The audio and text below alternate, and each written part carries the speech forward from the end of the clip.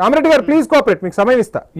భరత్ రెడ్డి గారు, రాజకీయ పార్టీలు రాజకీయం చేయాలి, ఆ రాజకీయం ప్రజల కోసం చేయాలి. కానీ రాజకీయ పార్టీలు రాజకీయం తమ కోసం చేసుకుంటున్నాయి, తమ స్వలాభం కోసం చేసుకుంటున్నాయి అనేది ఆ రాజకీయ నేతలే మాట్లాడుతూ ఉన్నారు. అందులోనూ అధికార ప్రతిపక్షాల మధ్య ఈ మాటలు సహజం అనుకుంటే ఇప్పుడు అధికార పక్షంలోనే ఆ మాటలు వినిపిస్తున్నాయి. ఏం జరుగుతోంది తెలంగాణ రాజకీయంలో? అందులోనూ కాంగ్రెస్లో ఈరోజు సుస్మిత మాట్లాడిన మాటల్ని ఏ విధంగా చూడాలంట?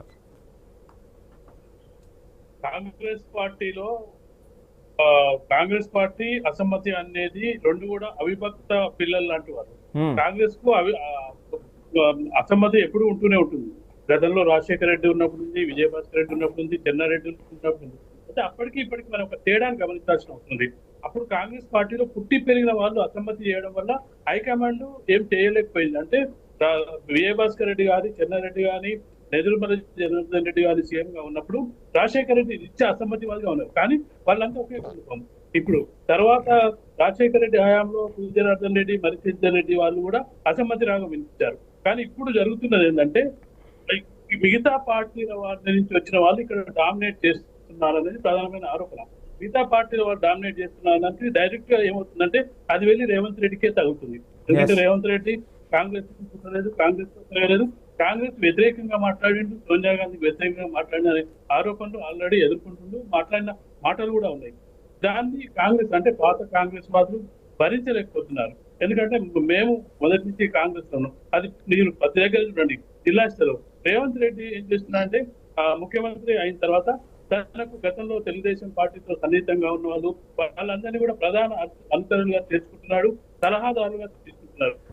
అక్కడ ఏమవుతుందంటే తెలుగుదేశం పార్టీ నుంచి వచ్చిన వాళ్లకు ప్రాధాన్యత పెరుగుతుంది, పాత కాంగ్రెస్ వాదులకు ప్రాధాన్యత పెరగట్లేదు అనేది ఇప్పుడు పాత కాంగ్రెస్ నాయకులకు, అలాగే కొత్తగా వచ్చిన టీడీపీ నుంచి వచ్చిన నాయకులు కానీ మిగతా నాయకుల మధ్య ఈ ఘర్షణ అనేది కొనసాగుతుంది. దీనివల్ల ఏమైందంటే నిత్యం అసమ్మతితో ఉండే కాంగ్రెస్ పార్టీ ఇప్పుడు బయటి నుంచి వచ్చిన కాంగ్రెస్ పార్టీ ఇప్పుడు మన సుష్మితనే చెప్పడం జరిగింది, పచ్చ కాంగ్రెస్ అంటే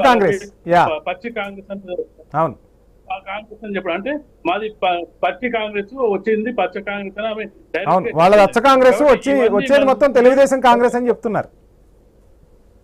తెలుగుదేశం కాంగ్రెస్ అనే విమర్శలు ఆల్రెడీ రేవంత్ రెడ్డి ఎదుర్కొంటున్నాడు. తెలుగుదేశం నుంచి వచ్చిన వాళ్ళందరూ. దాంతో పాటుగా మనం చూసుకుంటే గతంలో కాంగ్రెస్ పార్టీ రాజశేఖర రెడ్డి హయాంలో కానీ మిగతా సమయంలో కూడా దేశంలో చాలా బలంగా ఉండేది. బలంగా ఉన్న సందర్భంలో కూడా కాంగ్రెస్ పార్టీ అసమ్మతి రేగినా కానీ అసమ్మతి వాదులను కూడా అలాగే కంటిన్యూ చేసేది.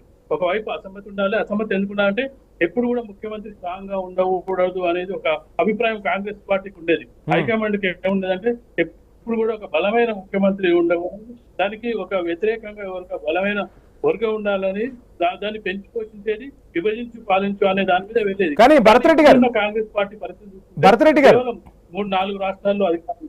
భరత్ రెడ్డి గారు, కాంగ్రెస్ పార్టీ రాజకీయాన్ని మొదటి నుంచి అవగతం చేసుకున్న రేవంత్ రెడ్డి తను పిసిసి కావడానికి అడ్డంకులు ఎదుర్కొన్నారు, ముఖ్యమంత్రి కావడానికి అడ్డంకులు ఎదుర్కొన్నారు. ముఖ్యమంత్రి అయిన తర్వాత కూడా ఈ అడ్డంకులన్నీ ఎదురవుతాయనే తను ఒక వర్గాన్ని పెంచి పోషించుకునే ప్రయత్నం చేసుకుంటున్నారా? తన సీటు కోసం, తన పదవి కోసం తన ప్లాన్ తను ఇంప్లిమెంట్ చేసుకుంటూ వెళ్తున్నారా? అందులో భాగంగానే ఈ అంశాలన్నీ ఇప్పుడు చర్చకు వస్తున్నాయనుకోవచ్చా?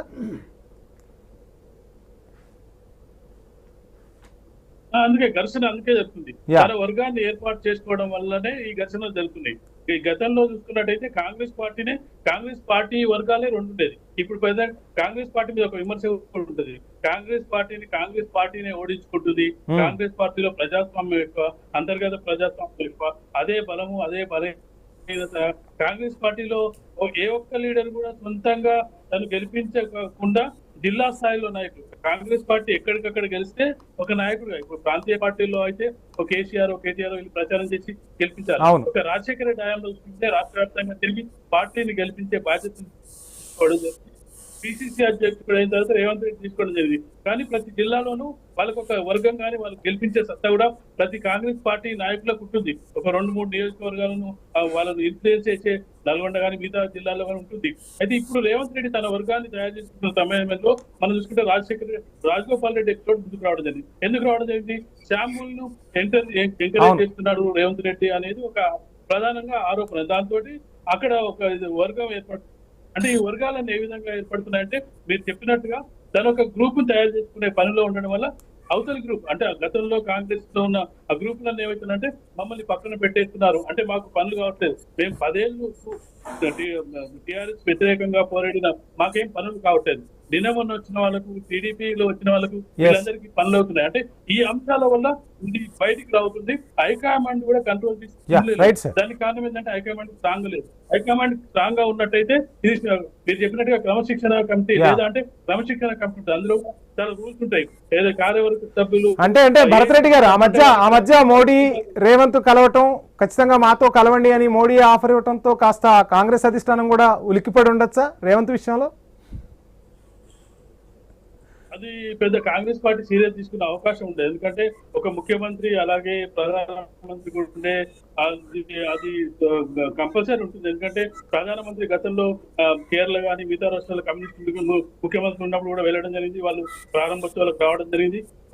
రేవంత్ రెడ్డి ఎప్పటి వరకు ఉంటాడు అనేది మిగతా వాళ్ళు కూడా చెప్పడం జరిగింది. రేవంత్ రెడ్డి మీద మొదట్లోనే ఒక విమర్శ కూడా చేయడం జరిగింది. పిసిసి అధ్యక్షుడు కూడా డబ్బులు ఇచ్చి తెచ్చుకున్నాడు, ఇప్పుడున్న కోమటిరెడ్డి వెంకరెడ్డి కూడా విమర్శలు చేయడం జరిగింది. కాబట్టి ఇవన్నీ కాంగ్రెస్ పార్టీలో కొనసాగుతూనే ఉంటాయి. ఇప్పుడు చిన్నారెడ్డి చెప్పిందండి, నాకు ఇచ్చిన సీటును పక్కన పెట్టి మెగారెడ్డి డబ్బులు పెట్టి తెచ్చుకున్నాను అంటే ఇవన్నీ ఆరోపణలు జరుగుతూనే ఉంటాయి. కాబట్టి కాంగ్రెస్ పార్టీ బలంగా ఏఐసిసి బలంగా ఉంటే ఇన్ని ఎక్కడో ఒక దగ్గర చెక్ పాయింట్ పెట్టే అవకాశం ఉంటుంది. ఇప్పుడు ఏంటంటే రేవంత్ గెలిపించుకున్నాడు, మొన్న గెలిపించాడు, పిసిసి అధ్యక్షుడు అయిన తర్వాత కాంగ్రెస్ 10 ఏళ్ల పాటు కాంగ్రెస్ పార్టీ తెలంగాణ ఇచ్చి కూడా కాంగ్రెస్ పార్టీ అధికారంలోకి రాలేకపోయింది. కానీ రేవంత్ రెడ్డి వచ్చిన తర్వాత అధికారంలోకి చేయగలిగాడు.